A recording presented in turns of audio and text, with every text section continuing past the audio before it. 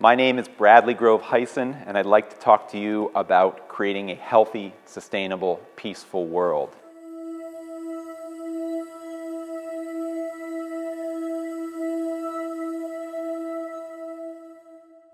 We are alive right now in infinite time and space, without beginning or end. Like a drop of water in an ocean, a speck in a vast and unknowable universe. Most people think of themselves as separate and distinct from each other in this planet. These bodies are not fixed things. They're rivers of life. As the ocean gives rise to a wave, so does this planet give rise to us.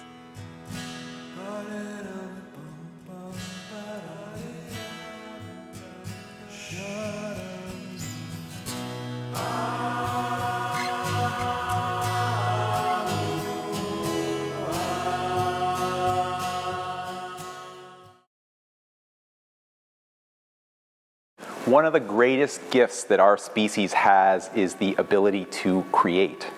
Throughout human history, we've demonstrated this capability in countless ways. I mean, the first fires and the first tools that our species made were creations. Things like Stonehenge, the pyramids, aqueducts, the Great Wall of China, the first shelters, caves, teepees, huts, cabins, all creations as well. The quill and ink, first printing presses, all creations. We know more about creation than at any time in our species' history, and we know that one of the keys to creation is focus, in that whatever you focus your attention on grows and expands. Parents see this with their children, in that the decision to have your kid play a sport, learn an instrument, take on a language, opens up a whole universe that wouldn't otherwise be available to them, just by that ability to focus on something.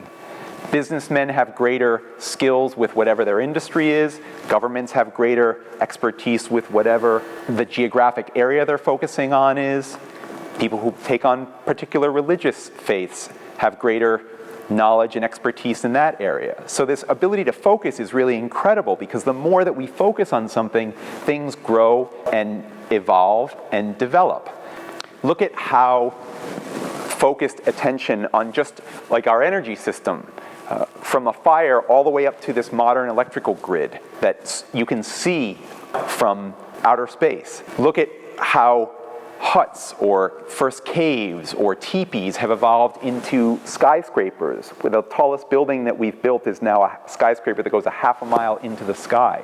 Our transit system has moved from foot to horseback, the wheel, chariot, wagons, the first trains, the automobile, flight, space travel. Our medical system has made incredible progress using science to address disease, the ability to clone another species or transplant an organ, or use technological advances, robotics, the ability to talk to someone halfway around the world with a little device is an incredible capability for us as a species. We've put a man on the moon, for God's sakes.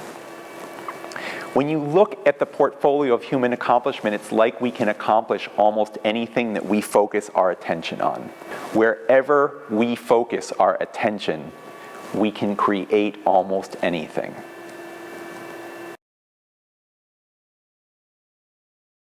We can grow food virtually anywhere the sun shines. Rooftops, yards, edible landscapes, school and community gardens, window boxes, planters. We have the ability to produce over 40% of our foods through local, sustainable, organic agriculture. And how I know that this is so is that we did it 70 years ago, in the middle of the largest world war that the earth has ever seen. During World War II, with enormous numbers of our citizens overseas, we produced 40% of our vegetables through victory gardens. When you consider the enormous impacts of modern industrial agriculture, had we just built upon victory gardens 70 years ago and grown and developed and focused attention on them, we would be living in the Garden of Eden. Every human being deserves a warm, dry place to live. And we know how to build healthy, affordable, high-quality housing. These are passive houses, and passive houses are super engineered and proven to use 90% less energy than typical buildings. All the houses on these slides cost under $10,000 materials cost alone just to build them. And at the end of the lives of these buildings, they can all safely re-enter the Earth's ecosystem. All made out of natural, non-toxic, and biodegradable materials. Even without these, we could end homelessness in this country tomorrow. We have over 138 million housing units in the United States, and 5 million of these are office buildings. We built almost 1 building for every 2 people in this country. Most commercial buildings and many of our homes are unoccupied over 50% of the time. We have so many buildings that we tear down 44,000 every year. Nowhere is the inefficient use of resources better illustrated than Revel Casino in Atlantic City. The casino cost $2.4 billion to build, and it closed within 2 years of its opening, while hundreds of thousands of people go homeless. It's insane what we're doing with the resources on this planet. We have more than enough dry, heated space for all of us. It's not a question of resources. It's a question of context. It's a question of how we relate to each other and how we relate to all the built spaces that we have. Energy is everywhere, and we can now harness it from so many clean, low-carbon, and non-polluting ways. The sun provides enough natural heat to warm our homes and almost eliminate the need for fossil fuels. Just orienting a building to face the sun can provide an enormous amount of natural, non-polluting heat for your building. The Environment America Research and Policy Center report suggests that the U.S. has potential to produce 100 times as much electricity from solar as the nation consumes every year. There's enough wind resources in the middle of the country and in the coast to meet all of our nation's energy needs from wind. We know how to convert the ocean waves and tidal waves into energy. We can make human and animal waste byproducts into energy, things like methane, and generate energy from dozens of other biofuels. Sugarcane, wood, switchgrass, algae, vegetable grease, and more are being discovered every day. Energy experts estimate that we could reduce energy consumption by 50 to 70% in the United States without significantly impacting the quality of life. Forbes magazine estimates that we waste more energy than what we consume. The average European emits half of the carbon that the average American uses, and they use far less electricity.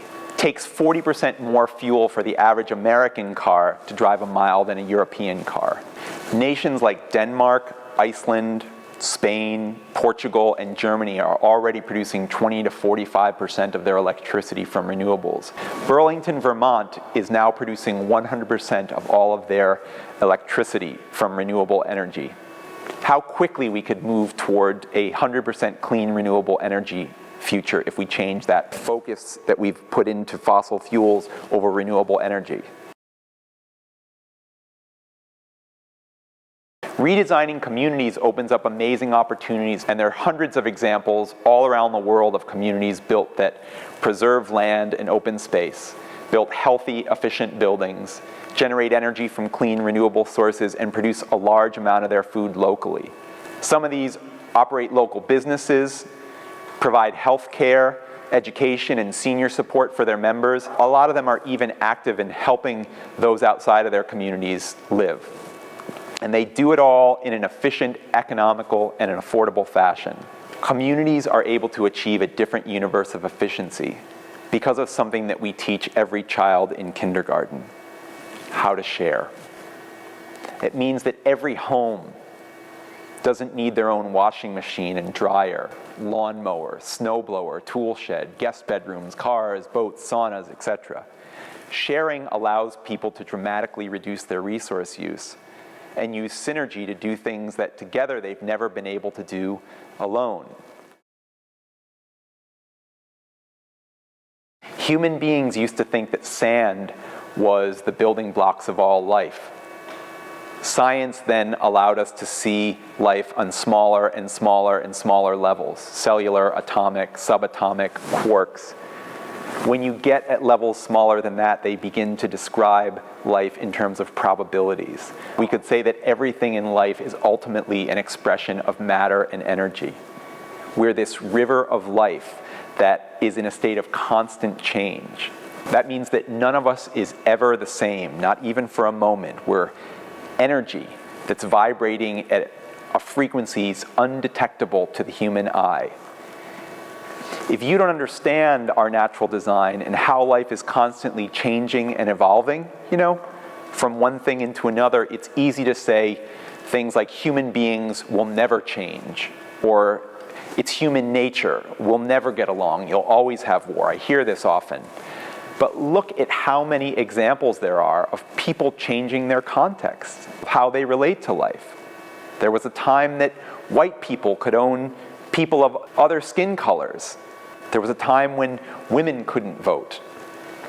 Look how many nations, once at war and once enemies, are now allies. History has shown that people change and transform and evolve. We are, after all, parts of life too. When I look at the portfolio of human accomplishment, it's clear to me that we have the ability to create a healthy, sustainable, peaceful world for everyone, to ensure a basic standard of living for each and every person on this planet. But to do so, we have to make it our priority. We have to make it our intention and focus our energies and focus our resources on doing that, just like anything that you want to have happen. Something is possible for our species that's never been possible before in the history of humankind. We know more about ourselves, this planet, and life than ever before. We've learned more and grown and evolved in almost every area of life, including the area of learning how to love. We have never before had more scriptures and texts and teachers and videos and courses, resources and other tools to show us how to love. How many great men have walked in our midst and shown us a way towards compassion, healing, peace, and love? Of course we know how to do this.